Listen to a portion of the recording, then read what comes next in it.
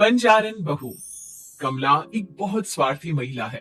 उसने पैसों के लिए एक ऐसे इंसान से शादी की जो पहले से शादीशुदा और एक बच्चे का पिता भी था। कमला के पति को मरे हुए एक अरसा बीत गया है। अब वो अपने सौतेले बेटे वैभव के साथ रहती है। वैभव के दिल में अपनी माँ को लेकर इतना डर है कि वो अपनी माँ के सामने एक शब्द नहीं बोल पाता। उसकी माँ जो कहती है उसको सर झुकाकर वही मानना पड़ता है। वैभव, तुमने अभी तक घर का काम क्यों नहीं किया? तुमसे कितनी बार कहा है कि सूरज निकलने से पहले तुम घर की साफ सफाई पूरी कर दिया करो। वैभव कुछ नहीं बोलता, चुपचाप सर झुकाए अपनी माँ की बात सुनता रहता है। तभी पास में खड़ा नौकर सुखराम कहता है, मालकिन, वैभव बाबा को रात से तेज बुखार है, इसलिए वो सुबह जल्दी उठ नहीं पाए। उनके बदले मैं घर की साफ सफाई कर देता हूँ। इसे कोई बुखार नहीं है। मैं इसे अच्छी तरह से जानती हूँ। ये सब काम न करने के बहाने हैं। सुखराम काका, बोल दो इसे, सारे घर का काम यही करेगा। और इसने समय पर अपना काम पूरा नहीं किया तो इससे आज का खाना भी नहीं मिलेगा। मगर मालकिन, वैभव बाबा की सच में ही तबीयत खराब है, आप एक बार देख तो लीजिए। कमला बिना कुछ बोले वहां से चली गई और बेचारा वैभव तेज बुखार में भी काम करता रहा। कमला वैभव की शादी एक ऐसी लड़की से कराना चाहती थी जो अनपढ़ हो और कमला से इसी तरह डरे जिस तरह वैभव डरता है, ताकि वैभव की सारी जायदाद और धन दौलत उसकी मुट्ठी में रहे। लेकिन आज के जमाने में ऐसी लड़की मिलना मुश्किल है। कमला कार में यही सब कुछ सोचती जा रही थी कि तभी रास्ते में, अरे ड्राइवर, तुमने कार क्यों रोक दी? और ये इतना शोर कैसा? मैडम, आगे कुछ बंजारों का खेल चल रहा है, इसलिए भीड़ लगी है। मैं अभी भीड़ को साइड में करवाकर कार निकालता हूँ। ड्राइवर भीड़ को साइड करके कार निकालने की कोशिश करने लगा कि तभी कमला की नजर रस्सी पर चल रही एक फुलवा नाम की बंजारन पर पड़ी। क्यों ना मैं इस बंजारन की शादी वैभव से करा दूं? ये तो अनपढ़ लग रही है, मेरे पैरों तले दबकर भी रहेगी। मुझे अभी इसके माँ बाप से बात करनी होगी। ये सोचकर कमला ने उन बंजारों से बात की और उन्हें शाम को अपने घर बुलाया।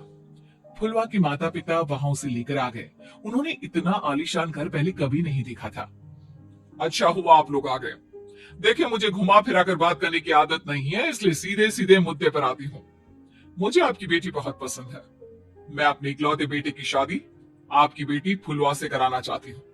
इसके बदले में आप जो चाहो वो ले सकती है। तभी फुलवा की माँ कहती है, ये क्या कह रही है मैम साहब? कहीं आप हमारी गरीबी का मजाक तो नहीं उड़ा रही ना? आप मेरे बेटे से मिल लो। अगर आपको मेरा बेटा पसंद आता है तो मैं कल से ही शादी की तैयारी शुरू कर दूंगी। सुखराम, सुखराम, वैभव को लेकर आओ। फुलवा अपनी माँ के कान में फुसफुसाती है, माँ, कहीं इस मेम साहब का छोरा पागल तो ना है? फुलवा अपनी माँ से बात कर रही होती है कि वैभव वहां आता है। फुलवा उसे देखती ही रह जाती है और उसके माता पिता उसकी शादी तय कर देते हैं। शादी वाले दिन किसी को फुलवा और वैभव की बेमेल विवाह की बात समझ में नहीं आती।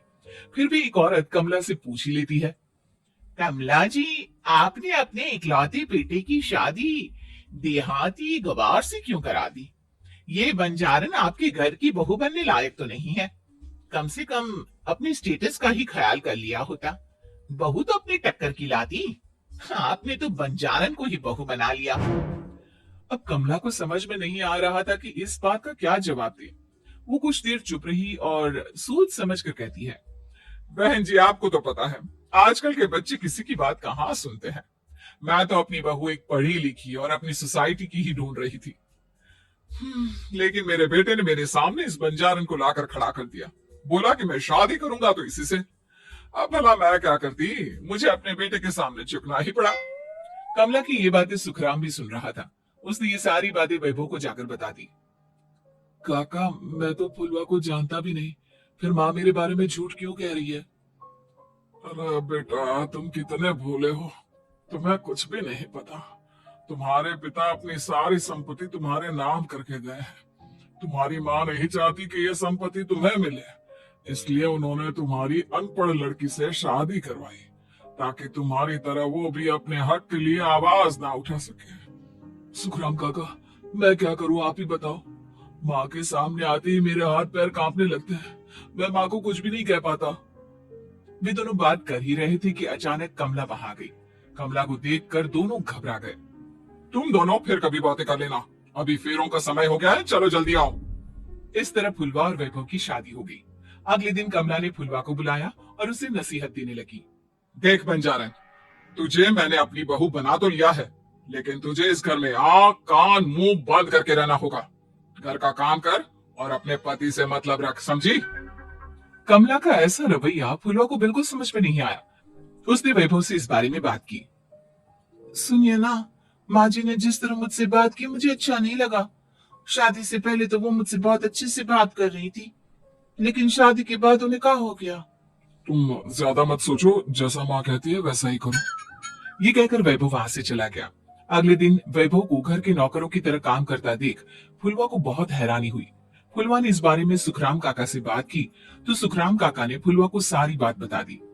अब फुलवा को समझ में आ गया कि उसकी सास ने एक बंजारन को बहू क्यों बनाया।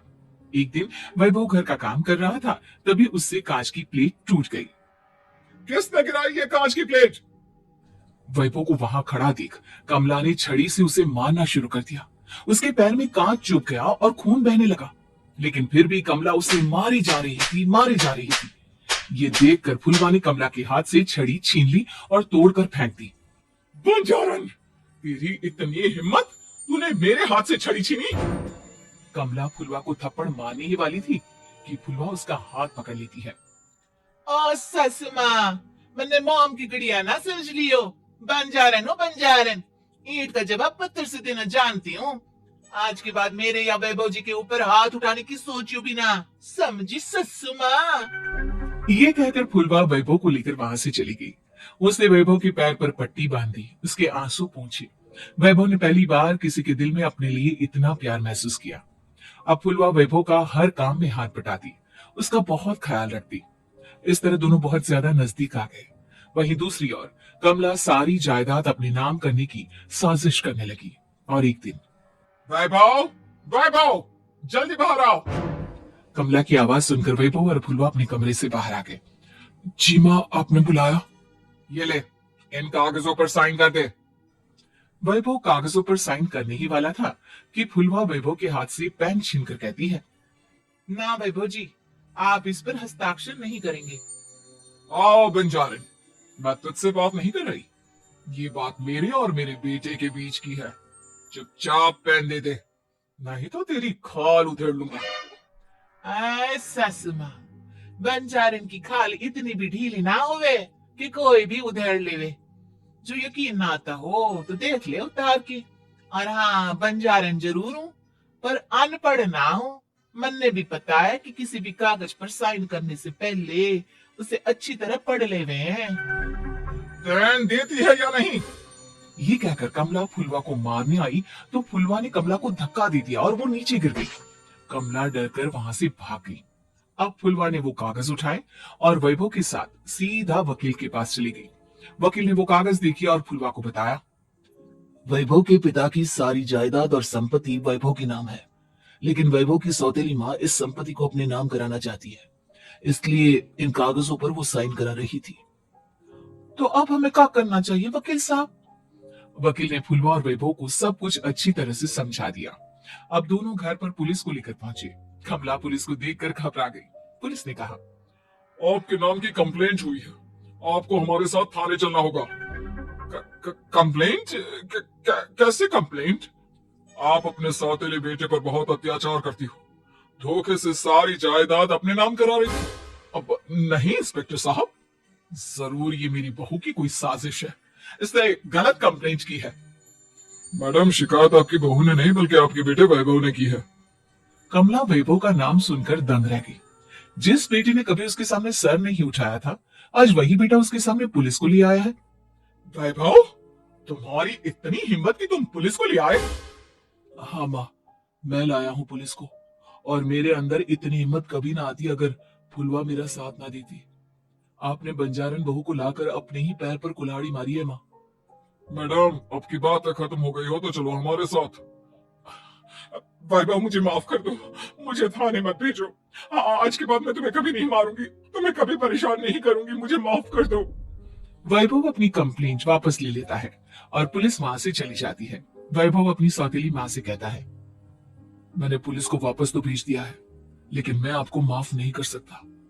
आपने बचपन से आज तक कभी मेरे सर पर हाथ नहीं रखा, हमेशा मुझे मारती रही, नौकरों की तरह बर्ताव करती रही। आप इस घर में नहीं रह सकती, चली जाइए यहां से। कमला घर छोड़कर चली गई और सड़क किनारे खड़ी होकर सोचने लगी, काश मैंने वैभव को मां की तरह प्यार किया होता, तो आज मैं इस तरह से बेसहारा ना हो जाती।